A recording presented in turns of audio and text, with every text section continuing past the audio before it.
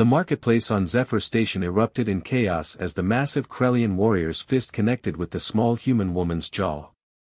Blood splattered across the metal floor as she crumpled, her shopping basket scattering exotic fruits in every direction. The towering alien flexed his 4 arms triumphantly, unaware he had just signed his own death warrant. "Weak flesh deserves pain," he growled in broken galactic standard. Sarah Chen had been living peacefully on the Outer Rim trading station for 3 years, running a small import business alongside her husband Marcus. The couple had chosen this remote outpost specifically to escape the constant warfare between Earth's colonies and the aggressive alien confederations. Sarah had adapted well to station life, learning multiple languages and earning respect among the diverse alien traders through her fair dealings and gentle nature. She never spoke of her past, and the other residents assumed she was just another civilian refugee seeking a quiet life. The Krellians, a brutish warrior race known for their 4 arms and violent temperament, had recently established a presence on the station, bringing tension and fear wherever they went. Most residents gave them wide berth, understanding that their culture valued strength above all else and viewed kindness as weakness. The incident began when Sarah accidentally bumped into the Krellian warrior while navigating the crowded marketplace. She immediately apologized in his native tongue, bowing respectfully as their customs demanded. But Korath, a seasoned fighter who had conquered 12 worlds, saw only opportunity to demonstrate his superiority. "Human scum thinks sorry fixes dishonor," he snarled, drawing the attention of nearby merchants. Sarah backed away slowly, her hands raised peacefully.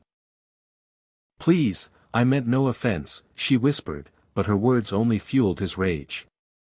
To Korath, her submissive behavior confirmed what he believed about all humans: they were cowards who deserved to be crushed beneath stronger species. The other aliens watched nervously as he stalked closer, his massive frame casting shadows over the trembling woman. "Your species crawls like insects before true warriors," he bellowed, his voice echoing through the station's corridors. Sarah's eyes darted toward the security checkpoint, but she knew help wouldn't arrive in time. Station security rarely interfered in interspecies conflicts, especially when Krellians were involved. The punch came without warning, a devastating blow that lifted Sarah off her feet and sent her crashing into a merchant's stall. Korath laughed as she struggled to rise, blood streaming from her broken nose. "See how weak humans truly are," he announced to the gathering crowd. But his celebration was cut short by a new voice, calm, cold, and deadly. "That was a mistake." Marcus Chen stepped from the shadows, his movements so fluid it seemed like liquid death. The former Earth Special Forces operator had been buying supplies in the lower levels when the station's emergency alert reached his comm unit. His wife's biometric readings had spiked dangerously, triggering protocols he'd hoped never to use again. As he surveyed the scene, his bloodied wife, the triumphant alien, the cowering merchants, something ancient and terrible awakened in his chest. "I gave you one chance to apologize," he said softly, though Korath hadn't been offered any such opportunity. The Krellian warrior turned to face this new challenger, expecting another frightened human. Instead, he found himself staring into eyes that held the weight of 100 battles. "Another insect comes to die," Korath sneered, but his voice carried less certainty than before. What happened next would be spoken of in whispers throughout the galaxy for decades to come.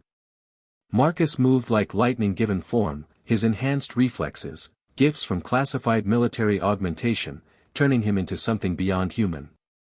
"Rule 1 of warfare, never touch a soldier's family," he whispered as his first strike shattered Koratha's primary arm. The Krellian's roar of pain echoed through the station as Marcus continued his assault with surgical precision. Each blow was calculated, designed to cause maximum agony while keeping his opponent conscious. "You wanted to show strength?" Marcus asked, dodging a wild swing from the alien's remaining arms. "Let me teach you what human strength really means." The fight lasted 17 seconds. When it ended, Korath lay broken on the metal floor, his warrior pride shattered along with most of his bones.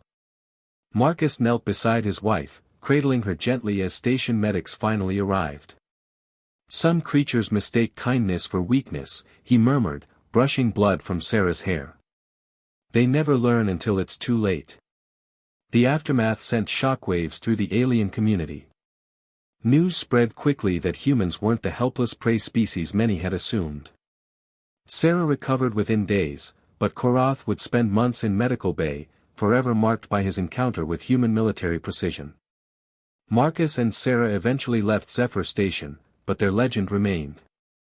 Trading posts across the galaxy began posting new rules: harm a human civilian at your own risk, you never know who might come looking for revenge. The couple found peace on a distant world, where Sarah continued her import business and Marcus tended their garden. But every alien who met them noticed something in the quiet man's eyes, a promise that some lines should never be crossed.